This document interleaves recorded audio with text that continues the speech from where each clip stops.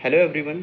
SSC ने 21 मई को SSC CGL examination 2026 का नोटिफिकेशन रिलीज किया था और इस बार ये एग्ज़ाम लगभग 12,256 पोस्ट पर होने जा रहा है। तो इस एग्ज़ाम की नोटिफिकेशन आने के बाद से कई सारे कैंडिडेट्स के मन में कुछ डाउट आ रहे हैं, जैसे कि सेक्शनल टाइमिंग और सेक्शनल कट ऑफ। तो इन दोनों डाउट्स को क्लियर करने के लिए मैं इस वीडियो को बना रहा हूँ। देखिए, सेक्शनल टाइमिंग को यहाँ पर इंट्रोड्यूस किया गया है सीजीएल 2026 में एसएससी के द्वारा, क्योंकि एसएससी अगर नया नोटिफिकेशन निकाल रही है और उसमें कोई चेंज ना करे तो ऐसा आजकल संभव नहीं हो रहा है। तो सीजीएल 2026 में भी पहली बार यहाँ पर एसएससी ने सेक्शनल टाइमिंग इंट्रोड्यूस की है, जो कि बैंकिंग का सिस्टम है। जैसे बैंकिंग में होता है सेक्शनल टाइमिंग और सेक्शनल कट ऑफ, लेकिन यहाँ पर एक डाउट कैंडिडेट्स के मन में ये आ रहा है कि यहाँ पर सेक्शनल जो कट ऑफ है क्या वो भी इम्प्लीमेंट की गई है? तो बिल्कुल नहीं।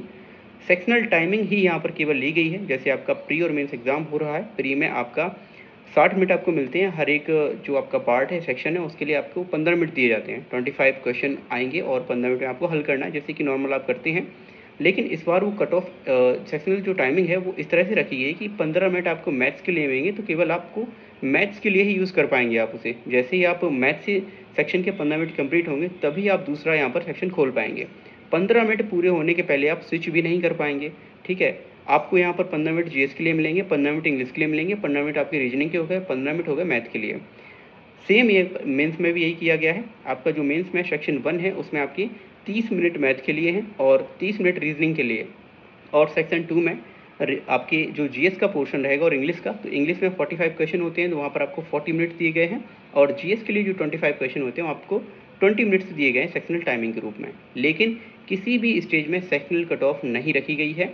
अब ये डाउट कैंडिडेट्स के मन में कहाँ से आ रहा है, किसी ने क्या कुछ बोल दिया जो इस वजह से ये चीज़ें आ रही हैं?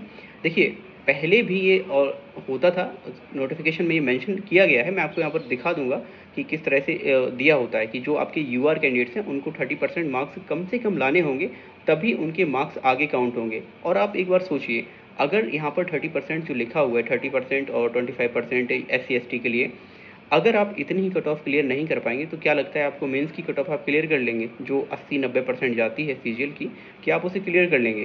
तो ये जो पैरा है वो ऑलरेडी एडेड है। पिछले नोटिफिकेशन में आप देखेंगे तो वहाँ भी आपको देखने को मिल जाएगा, और मैं यहाँ पर उसको एफएक्स भी कर दूंगा ताकि आप उसे आराम से देख पाएँ। तो ये जो प्रोसेस है वो ऑलरेडी चला आ रहा है, इसमें कुछ नया नहीं है। नया सिर्फ इतना है, सेक्शनल टाइमिंग इस बार ऐड कर दी गई है और आप उसे स्विच भी नहीं कर पाएंगे, ये प्रॉब्लम क्रिएट करेगा।